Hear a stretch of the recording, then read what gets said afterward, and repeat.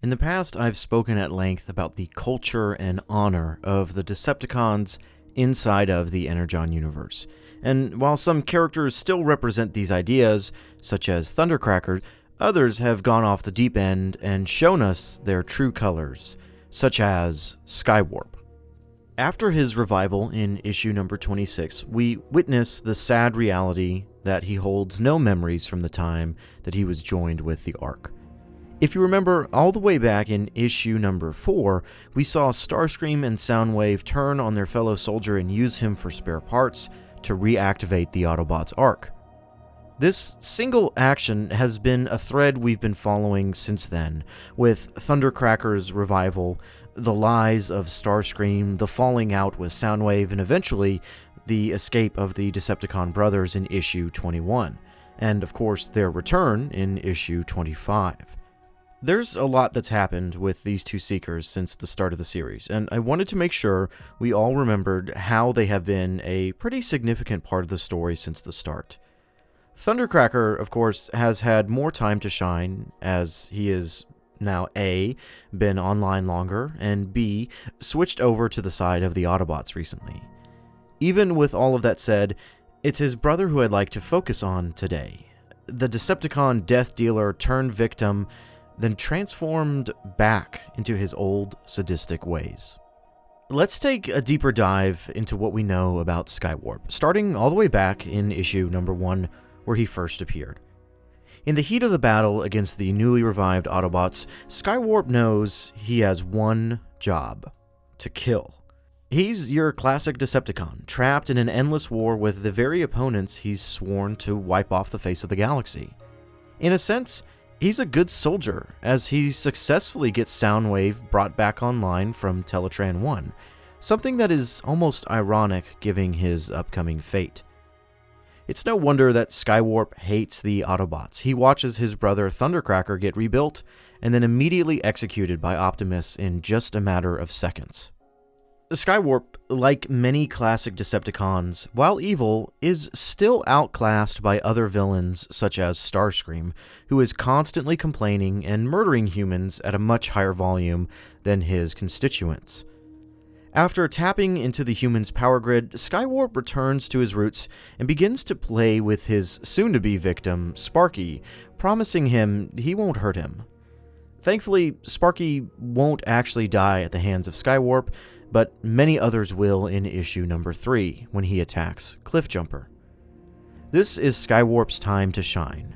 Murder, mayhem, and mockery are all on the menu, but not before a good old-fashioned drive-by from Optimus.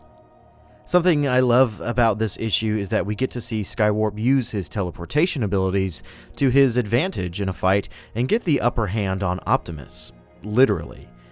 But it's not enough when Optimus grabs Skywarp and performs a variant of the Razor's Edge and drops Skywarp on his neck.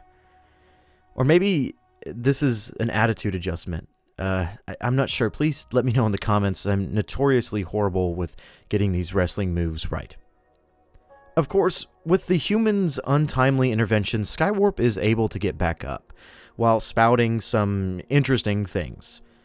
Earlier, we see him call Optimus a self-righteous slime, and here he mentions the souls of the fallen, furthering this idea that the Decepticons are almost religious in a way, or at least deeply rooted in Megatron's own rhetoric.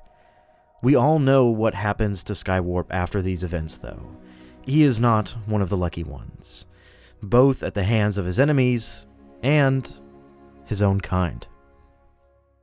Skywarp's change of spark doesn't come right away, though, as his confrontation with Wheeljack is easily remembered for his missed opportunity at calling his foes the Autobast. Optimus, of course, has pity on Skywarp from the start, even encouraging Wheeljack to be patient with him after his own kind betrayed him.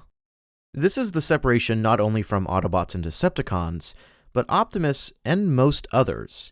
He sees all of his kind as one people, Cybertronians. Skywarp is broken, something they all have in common. Carly doesn't see the common ground here, and that is very understandable. Her actions of violence isn't the shocking moment from this issue, but rather Skywarp's action of kindness towards his enemy. While there is no dialogue for Skywarp in issue 11, I want to pause for a moment and focus on this page of the issue where we see RC commit to herself the slaughter of the Decepticons for what they did to Ultra Magnus. She calls them animals, and it's not lost on the reader that those words appear right above Skywarp's head, the very animal that just helped Wheeljack get back on his feet, the very animal that RC technically just saved. Issue 17 picks up with a brief, albeit important segment wherein Thundercracker learns that removing his brother from the Ark is not an option. And so the only way to move forward and escape the endless cycle of violence is to, well, move the Ark itself. At the most inopportune time in issue 21, Skywarp and Thundercracker successfully disappear off the page for, well, the foreseeable future to live out a life of solitude and peace. Of course, we know, as per usual, that this type of life is really not an option in the Energon Universe. I will be the first to admit that when Robert Kirkman took over as writer of the series from Daniel Warren Johnson, I felt as if we were retreading some of the groundwork already laid. Thundercracker was not an Autobot sympathizer, but I felt as if he had truly left behind his violent past, just to have it dragged out again by Globulus. Yes, that is his name. Whether I'm justified in that line of thinking or not, Skywarp saw the biggest reset in terms of characterization. However, this was done in a more clear-cut and canon way. Reviving his body with the newly acquired Energon reserves would revert him back to his old self right before he was grafted to the Ark. It's a dangerous procedure, but ultimately Optimus gives the green light to do it, thinking that just maybe some sense can be talked into this Seeker, especially with the help of his brother Thundercracker. But Skywarp is not interested in talking to the Autobots. Thundercracker pleads with him, begging him to listen to reason, but there is no reasoning with the enemy. And Thundercracker is the enemy now. He is the animal. With Megatron's return, things will change. There will be no more need to slaughter their own kind for energy. The Decepticons will return to their glory days. Glory days that will not include Thundercracker, because at the end of the day, these two Seekers may share the same insignia at the moment, but they are no longer brothers. The Brotherhood built within the Decepticons may have not started with ill intent, but it has corroded this clan to the point that they enjoy the killing of innocents, something that Skywarp takes part in a very casual way. But perhaps there is a shred of Brotherhood left between these two Seekers. As Megatron is informed of Soundwave's capture, no mention of Thundercracker is made. It may be too early to assume, but why would Skywarp not divulge this information that his brother stands with the enemy? It could be that Robert Kirkman was simply trying to be efficient with the information on the page, but he hasn't been elsewhere, so I'm choosing to believe that perhaps this was done for a different reason. But it's the second last page of issue 28 that really got my mind running on this video. And that is Dan Mora's depiction of the Decepticons as they watch Megatron cannibalize Trailbreaker. Everyone looks confused, disgusted, and terrified, except for Skywarp. Between them all, he watches on with glee as a deranged Megatron goes fully off the deep end. Issue 29 continues that thought process for the character, but not much more is explored here with the character, as it's clear the focus of this issue is for something else, so perhaps we'll just have to wait and see what becomes of Skywarp in the future. Perhaps there is still some shred of, well, for a lack of a better word, humanity in Skywarp's spark.